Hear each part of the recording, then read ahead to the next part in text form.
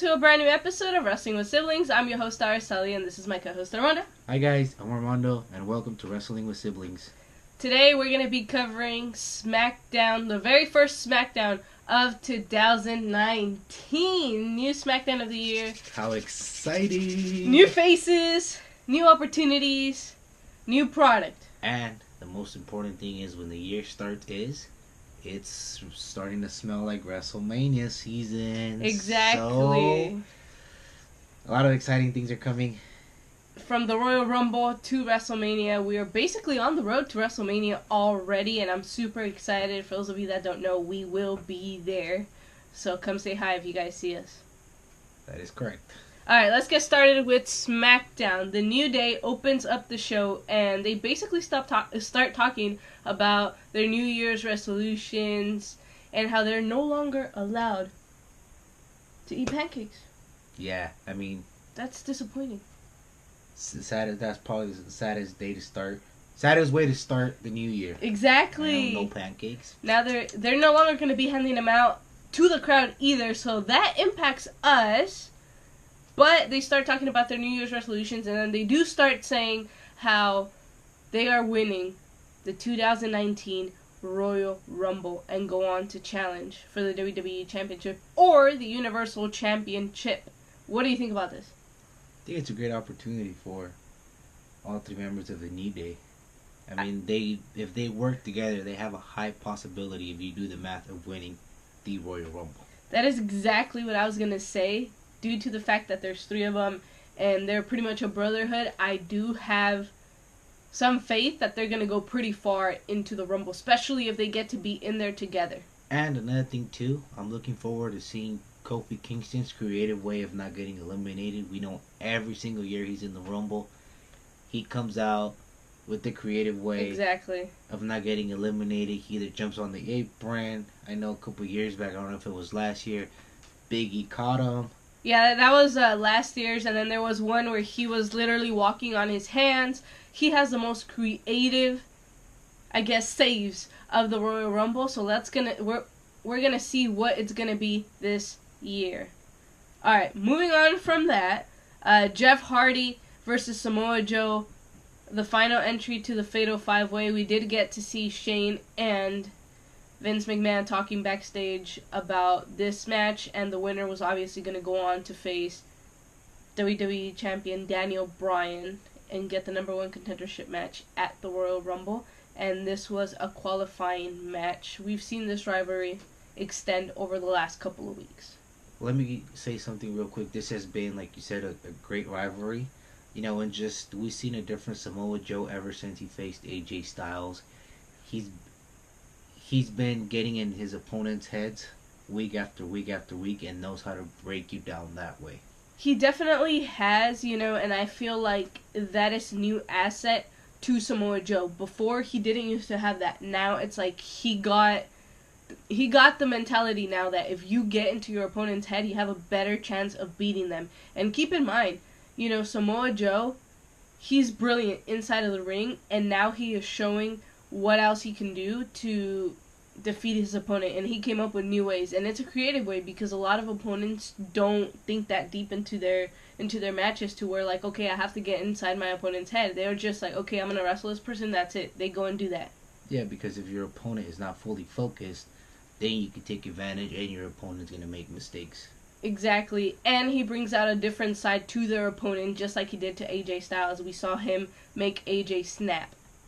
And obviously Jeff Hardy, a veteran to this business, he knows exactly what he's doing, but I feel like he was more prepared than he was before to face him. Another thing, too, that I've noticed about Samoa Joe was that he was using a lot of submission moves on Jeff Hardy, and that's good for him because he shuts down Jeff Hardy's quickness and his high-flying abilities. It is one way to make sure Jeff Hardy stays down. Why? Because if Jeff Hardy is flying around the ring, he's using his quickness to his advantage, and that's something Samoa Joe was like, I cannot do that. So he definitely studied somebody like Jeff Hardy.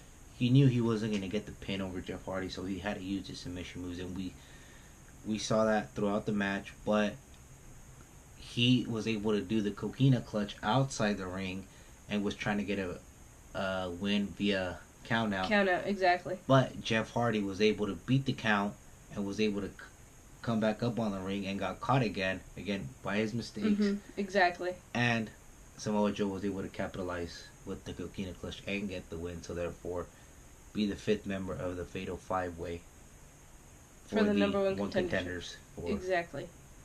the WWE Championship. I mean, you got to keep in mind, somebody like Jeff Hardy, he's smart, obviously, right? But in this occasion, he ended up passing out to the Coquina Clutch. And at this point, you got to give it to Samoa Joe. He has studied each and every single one of his opponents since AJ Styles up until this point. And I feel like he deserves some type of championship. If it's not a huge caliber championship, I think something like the U.S. Championship or something like the Intercontinental Championship. I know that's a different brand, but, I'm giving an example here.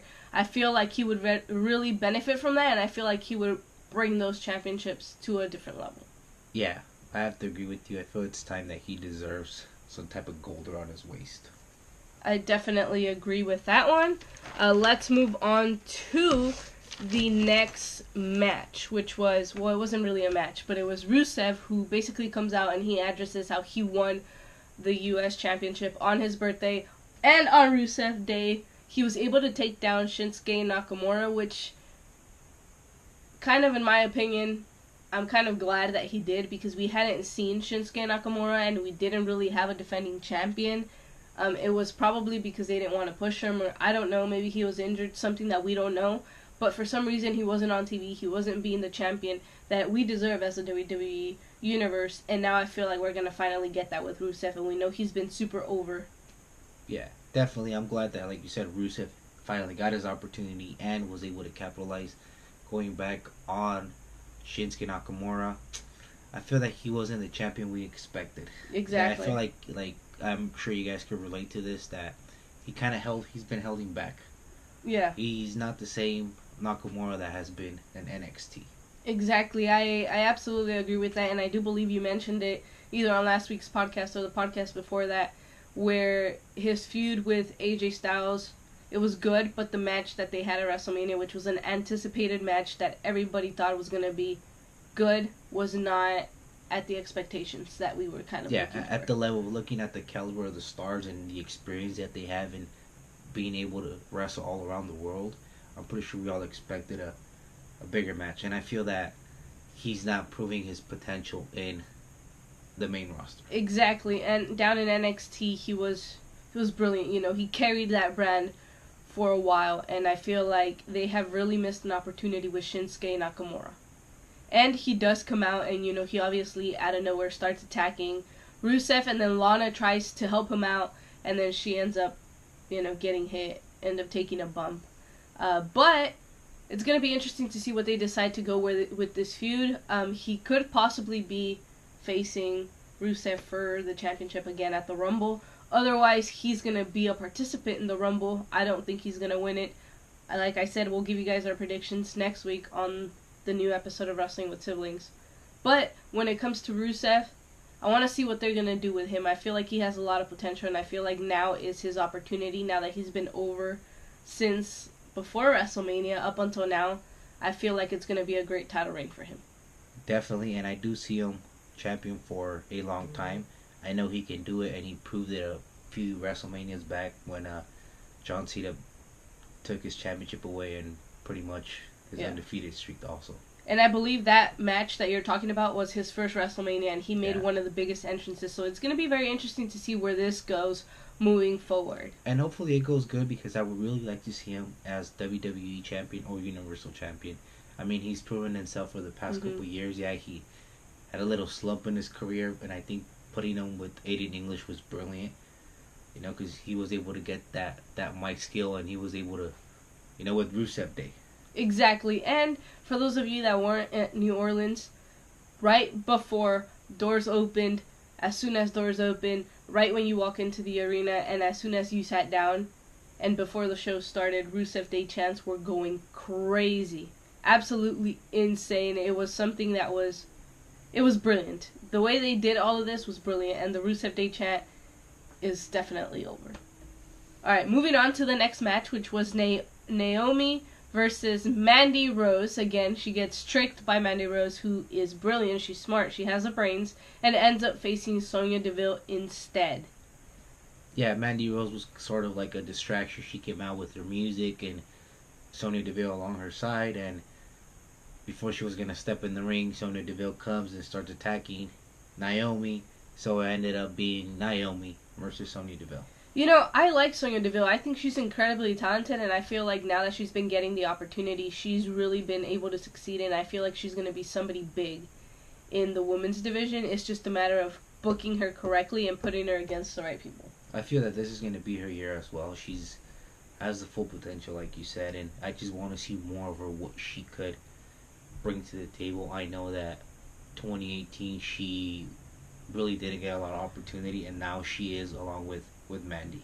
Piggybacking on that, yes, she didn't get a lot of opportunity, but the opportunities that she did get against Charlotte and people like Asuka, she took full advantage of them and proved that she is going to be a top star in the women's division, and I feel like her being paired with Mandy is brilliant because you can clearly tell Mandy has the brains, and we saw that in this match.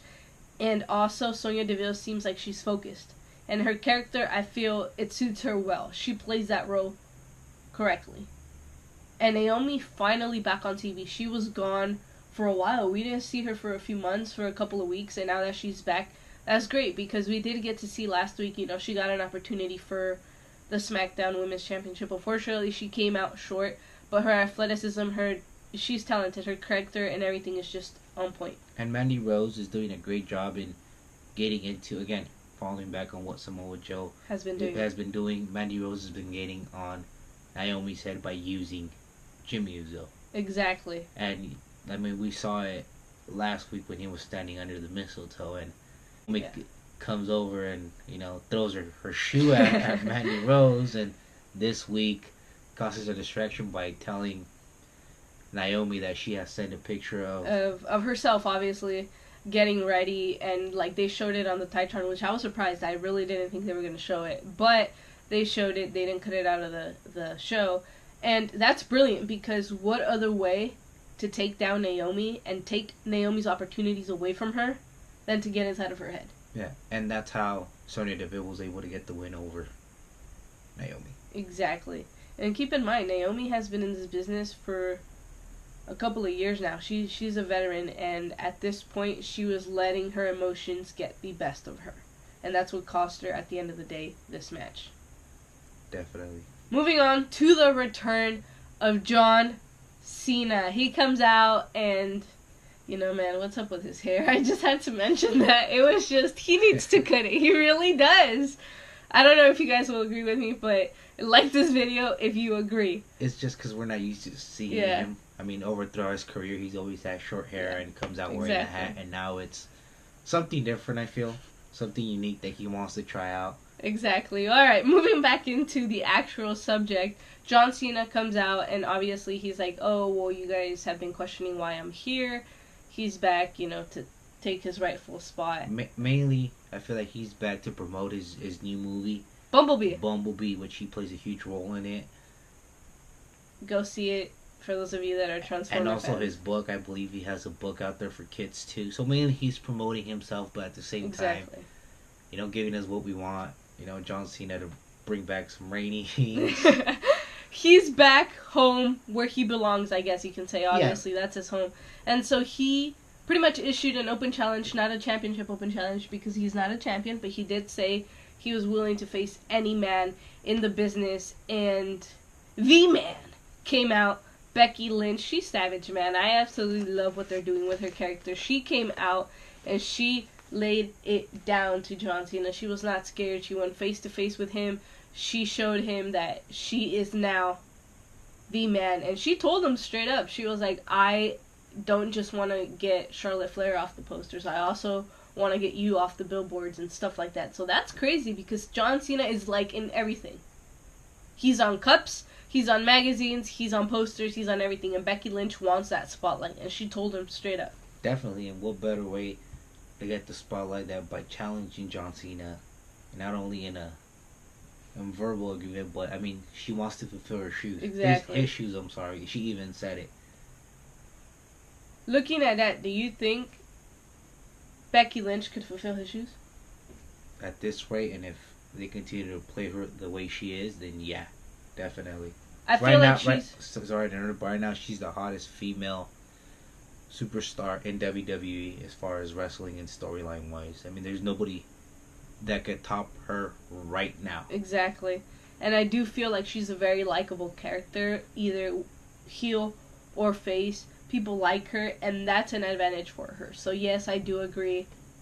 Whoever's booking Becky is doing a great job, and we want to see more of that. I mean, it's awesome what they're doing with her. It's just super unique, the way she invaded Raw, the way she was trash talking to everybody, to Seth Rollins, to everybody, and man. not only that, but to John Cena. Exactly. Somebody like John Cena. She went face to face with him and even told her, like, if you're not down with that, I won't be the only.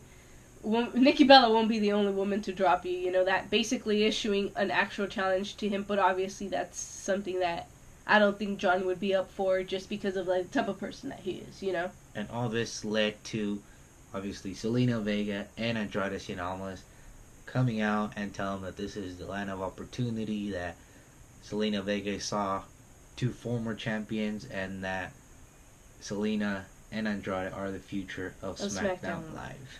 And not only that, but they said 2019 will be their year, and that they are fresh talent compared to somebody like John Cena.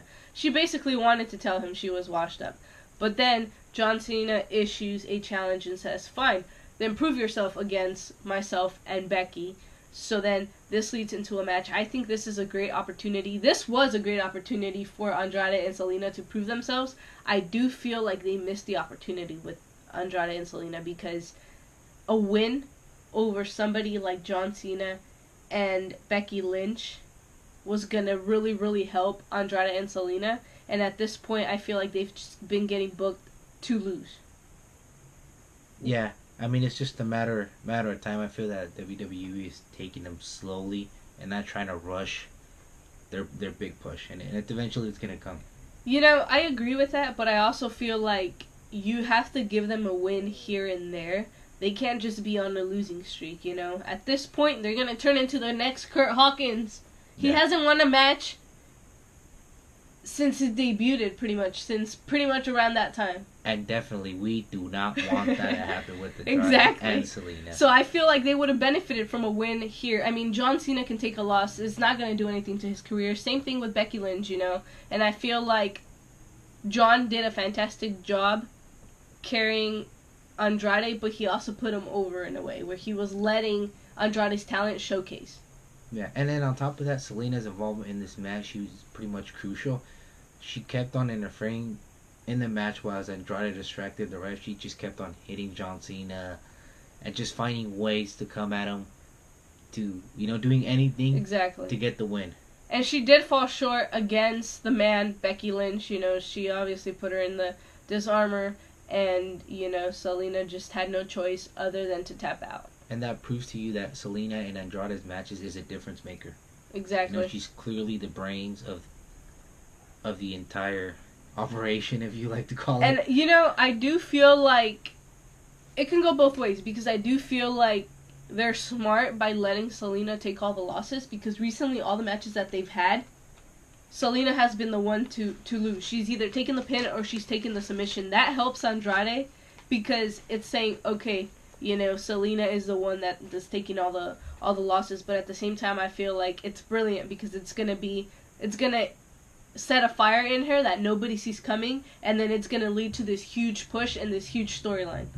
And keep in mind, this is probably gonna be Andrade's second Royal Rumble appearance. Yes. As you guys recall, I believe it was last year. Mm-hmm. He debuted, I don't know at what number, but it was, you know, he came out in the Rumble along with Adam Cole. Yes, I believe he was number 10, if I'm not mistaken, and he was in there for a while. I believe he was in there for over 20 minutes. That's surprising for somebody who had come down from NXT and who wasn't on the main roster. And like me and you had talked about it, and we believe that Andrade is a strong option of winning next year's Money in the Bank. Exactly. I do feel like that's a big possibility. I do see that happening, and I do feel like him winning the Money in the Bank is going to be probably as good or better as Carmella is. And like I said, the WWE is just waiting for that perfect timing. That perfect opportunity. To put him in a perfect storyline. Exactly. And it's coming. And it's a matter of time. Like exactly. you said, it's the year of Tranquilo. So hopefully we're excited to see how that goes for them. Exactly. The year of Tranquilo. So you already know. Stay tuned. That storyline is going to be fire when he gets it. Alright, let's move on to the main event. The number 1 contendership match. It was a fatal 4-way. It was Samoa Joe, who qualified earlier in the night, AJ Styles, Rey Mysterio, Randy Orton, and Mustafa Ali. Yeah, definitely this was the match for Mustafa Ali to prove himself against the entire WWE Universe. Not that he had already done, but this is probably, right now, it was probably the biggest match of his career. Even though he had pinned Daniel Bryan, just because he would have had a title shot. Yes, I absolutely agree with that, and this probably is the biggest match of his career this far because of the talent he's with. I mean, he was with AJ Styles. He was with somebody like Rey Mysterio, somebody like Randy Orton. You know, he was with the big stars that have already been in this business who you can consider veterans now, who are pretty much people who can carry him and take his career to a whole new level. And I feel like he really showcased himself in this match. He had everything to win, but at the same time, everything to lose. You get what I'm saying? Yeah, because of who his opponents were, you know? Yeah. But he also has the potential. He has, the athleticism. He has the skill. He has everything to win and to be a top star. But in this occasion, he had to overcome 4 other superstars who have experience in this type of matches. Yeah. And in this match, we also got to see a different AJ Styles, which McMahon has been pushing for, I guess. He thinks that AJ lost that fire. Exactly. Some way down the road, so he's trying to get him back, or he's either trying to put him to be heel. He's been poking at AJ Styles the last 2 weeks, I want to say. But I'm liking it because it's going to bring AJ, to a different level. And AJ Styles dominated most of the match. He did. In this fatal 5-way. He was very, very impressive. Exactly. He just elevated his game, and he's like more motivated. I mean, look what McMahon told him. Has really made him think. It's kind of like the Seth Rollins situation down on Raw with Triple H. And that's exactly what Vince McMahon is doing with AJ Styles. But also keep in mind, Samoa Joe was also in this match, but Samoa Joe had already wrestled previously in the night, so obviously he wasn't 100%. So this gave all 4 of these men already an opportunity and an advantage. Definitely, but if you look at a fatal 5-way, anybody could win. Exactly. And even though AJ Styles dominated most of the match, if you actually analyze the match, AJ Styles gets put through a table by Samoa Joe, and it's out for half of the match. Exactly. The second half of the match. So, at the end, Rey Mysterio clears the ring and does a 619 on Randy Orton, and he comes out. AJ Styles out of nowhere comes out with I believe is the 450 splash. Yes. If I'm not mistaken, and ends up winning the win. So he capitalized on opportunity. Exactly. He did. So it doesn't necessarily mean that you have to be 100%. But keep in mind, smartness. It's that veteran skill sinking in, and not only that, but we do know that Rey Mysterio and Randy Orton are also veterans, but I feel like AJ Styles was smart enough to wait for the perfect opportunity and seize that opportunity to go on to face Daniel Bryan. And I feel that this AJ would do anything at this point to win, get rid of anybody that step in his way, kind of like what Seth Rollins is doing with in Raw. Exactly, and you have somebody like Rey Mysterio who just came back after being gone from the WWE for a really, really long time, and man, that man has not lost a beat. He gets better and better and better by the day. Yeah, he really does. One thing that I was really excited for was when he had a couple moments in the match in the Fatal 5-Way against Mustafa Ali. Yeah. I mean, what an honor for Mustafa Ali facing a cruiserweight and a legend like Rey Mysterio. Exactly. I'm pretty sure if I was Mustafa Ali, I would have tried my hardest to try to impress him. Exactly, because it's like they come from the not same wrestling background, but they do have the same wrestling style. They both kind of have that same wrestling style that you go for, and if I were somebody like Mustafa Ali, obviously, yes, I would try to impress him. But I would also see him like, okay, you're kind of an inspiration. What inspired my type of wrestling skill, because everybody's different, you know, and everybody has a different style. And I feel like Mustafa Ali's style is similar to Rey Mysterio's. So, now that the WWE Universe is in charge, I want to book that match. I'm sure you guys would love to see that match. I know I would. I would. That's definitely a match you'd like to see. I mean, come on. Bodies flying everywhere, people all over the place. I like it. Definitely. It's a must. And Randy Orton being the last member of this match. There really isn't much to say about Randy Orton. He's a veteran. He knows exactly what he's doing. And he can hit the RKO out of nowhere. And one thing that he has pretty much done this entire year is put over a lot of the younger talent. Exactly. You know, he, like you said about John Cena, he really doesn't need a win at this point in his career, because he's pretty much won everything and done it all. Exactly. And he's doing a great job putting over talent, and I love, like I said, what they're doing with him as well. Yeah, and he can take a loss and it won't damage him in any way, shape, or form, but that will help him elevate somebody else's career. Somebody like Mustafa Ali, who's barely getting started, you know. He's really, really helping the new generation, and you have to give props to Randy, because that's not something you see from every superstar, and he makes them look good. You know, yeah, he's wrestled somebody like Rey Mysterio recently, but it's like, look at the type of match that they had. You know, they're two veterans, and imagine him against somebody like Mustafa Ali, who's coming from 205. Yeah, definitely.